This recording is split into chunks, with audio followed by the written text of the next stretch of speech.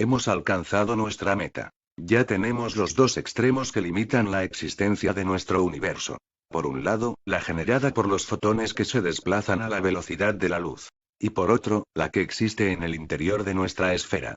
Transformada en un punto adimensional, y al que hemos denominado, como singularidad absoluta. Para estos dos objetos, ninguno de los conceptos relacionados con la materia, tienen sentido. Para ellos no existe el concepto de velocidad, ni de temperatura, ni de masa, ni de densidad, ni del espacio, ni del tiempo. En realidad, los dos se ven a sí mismos como puntos inmóviles en el espacio, donde todos los conceptos propios de la materia han desaparecido. Y por supuesto, no tienen temperatura. Es decir, que tienen una no temperatura. Puesto que su existencia se desarrolla en el no espacio y en el no tiempo. Con lo cual, nos encontramos con que los extremos de la existencia en nuestro universo son idénticos. Los dos son puntos adimensionales. Puntos de energía, que están detenidos en su propio espacio, y en su propio tiempo. Lo único que les diferencia, es el movimiento relativo. Lo que quiere decir, en definitiva, que cualquier punto del universo, bajo ciertas condiciones, tendría la suficiente energía, como para crear un universo. Es decir, que el punto adimensional denominado como singularidad absoluta, representa el principio del universo. Mientras que el otro punto adimensional, el cuanto de energía, representa el fin del universo. El movimiento genera fuerzas. Y dichas fuerzas, generan elementos con la apariencia de partículas. Puesto que la partícula elemental, los nucleones, y los átomos, no son sino elementos creados a partir de fuerzas. Las cuales, han sido generadas mediante el movimiento. Los átomos, a su vez, se unirán entre ellos mediante las fuerzas que generan, y crearán estructuras, que identificamos con el nombre de materia. Es decir, que dichas fuerzas generan formas. Formas geométricas. Formas tridimensionales. De manera que a partir de dichas fuerzas, y de dichas formas, se crea el espacio-tiempo. Que no es, sino la base de aquello que denominamos, como realidad. Pero el movimiento no crea cualquier tipo de forma. No crea formas al azar. Sino que crea simetrías. Y la simetría, juega un papel fundamental en el universo. ¿Pero qué es la simetría? Podríamos definir la simetría, como el equilibrio armónico que consiste en reflejar, la misma imagen, a izquierda y derecha, de un eje imaginario. Sin embargo, para una esfera, no existe ni izquierda ni derecha. Ni arriba ni abajo. Por lo que podríamos decir, que una esfera tiene una simetría perfecta, o infinita. ¿Y por qué es tan importante la simetría en el universo? Porque la simetría implica conservación. Es decir, que los objetos simétricos, tienden a conservar sus cualidades y características. De ahí, leyes como la ley de la conservación de la energía. Incluso, existe una ley matemática, que establece que a cada simetría, le corresponde una ley de conservación. Sin embargo, los objetos simétricos no duran eternamente. Puesto que los átomos, los planetas, las estrellas, y las galaxias, tuvieron un principio, y tendrán un final en el tiempo. Entonces, si existe una ley de conservación de las simetrías, ¿cómo es que se rompe dicha ley? La ley no se rompe. Y la razón es muy simple. Porque el universo es cíclico.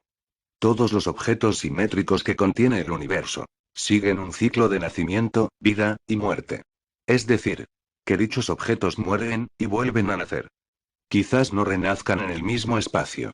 Quizás no sea en el mismo tiempo. O quizás no sea en el mismo universo. Pero de una forma u otra, dicho ciclo, se repetirá hasta la eternidad. Incluso la energía sigue un ciclo parecido. Puesto que, aunque la energía siempre sea energía, a lo largo de su existencia, su naturaleza alternará entre los estados de energía, y de materia. Adoptando unas veces una forma, y otras veces otra. Ahora bien, ¿cómo se crean las simetrías, y cómo se conservan? Las simetrías solo se pueden crear, gracias al movimiento. Y se conservan gracias a los campos de fuerzas, que producen los objetos dinámicos. De manera que todos los objetos simétricos, que contiene el universo, son cíclicos y tienden a conservarse. Pero si las leyes de la simetría afectan a todo el universo, quiere decir que afectarán tanto a los objetos, como a los seres vivos que contiene. Puesto que nosotros, los seres humanos, junto con el resto de los seres vivos, que habitamos este planeta, somos simétricos. ¿Pero de qué manera nos afectan? Primero, Porque todos los seres vivos de la Tierra, seguimos el ciclo de nacimiento, vida, y muerte. Y segundo, porque tendemos a conservarnos. Pero como no tenemos un campo de fuerzas que nos proteja, la naturaleza nos ha dotado de algo de sobra conocido por todos nosotros. El instinto de conservación. También llamado, instinto de supervivencia.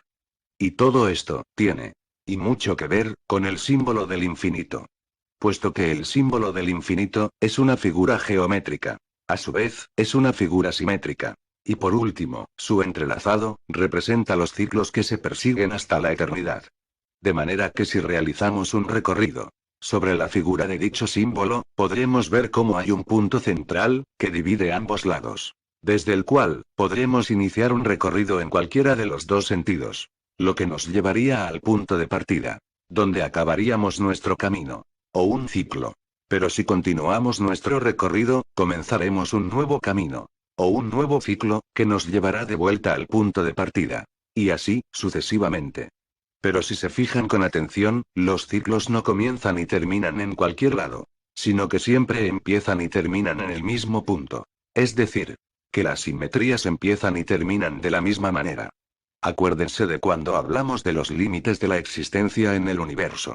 Y de cómo la singularidad absoluta y el cuanto de energía eran, en definitiva, la misma cosa. Es decir, puntos adimensionales que representan el principio y el fin del universo. Por lo que ya no podemos preguntarnos, ¿qué había antes de nuestro universo? Puesto que el principio de nuestro universo fue el final de otro. Y cuando el nuestro acabe, comenzará a gestarse otro. Y así, sucesivamente. Una vez descritas las características y cualidades de los objetos que se rigen por la geometría dinámica, ha llegado el momento de explicar y desarrollar los principios básicos de la geometría dinámica. Es decir, cómo es la mecánica del movimiento, que da lugar a las partículas y objetos, a partir de los cuales se genera todo el universo conocido. Lógicamente, dicho movimiento no es el que hemos estado mostrando a lo largo de este documental. No es tan simple, ni tan evidente como eso. Aunque tampoco es mucho más complicado. Dicho movimiento, es en realidad un movimiento compuesto, que puede descomponerse en dos movimientos simples. Supongamos una esfera dividida en meridianos y paralelos. Para describir el primer movimiento, vamos a hacer que nuestra esfera gire alrededor de su ecuador. De manera que estaría realizando un movimiento muy parecido al que realiza la mayoría de planetas y estrellas conocidas. En segundo lugar, vamos a hacer que nuestra esfera gire alrededor de uno de sus meridianos. En nuestro caso, utilizaremos el que tenemos justo en el centro de la imagen.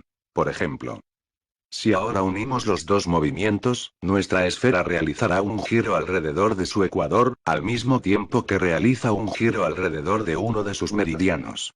De manera que su ecuador describirá un círculo que recorrerá toda la superficie de la esfera en una sola vuelta. Y como el campo de fuerzas de los objetos dinámicos se concentra justamente en su ecuador, dicho objeto creará un campo de fuerzas totalmente esférico, al que denominaremos omniesfera. Pero cuidado. La omniesfera no es un objeto. Es un campo de fuerzas esférico, creado simple y llanamente, a partir del movimiento. De manera que todo objeto, ya sea natural, o creado artificialmente, que produzca o reproduzca dicho movimiento, automáticamente adquirirá las cualidades de los objetos, que se rigen por la geometría dinámica. Lo que quiere decir, que si fabricamos una esfera de metal, con la suficiente masa, y le imprimimos un movimiento de rotación como el señalado, con la suficiente velocidad, podremos observar cómo se transforma en un objeto, con todas las características y cualidades de los objetos dinámicos. Por lo que creará un campo de fuerzas a su alrededor, y su temperatura interna descenderá. Pero fijémonos atentamente, en el punto donde se corta el meridiano y el ecuador, que tenemos justo en el centro de nuestra esfera. Podemos observar, que a medida que la omniesfera va girando, dicho punto va recorriendo la superficie de la misma, y va creando una forma en el espacio. Quizás un punto no nos diga nada.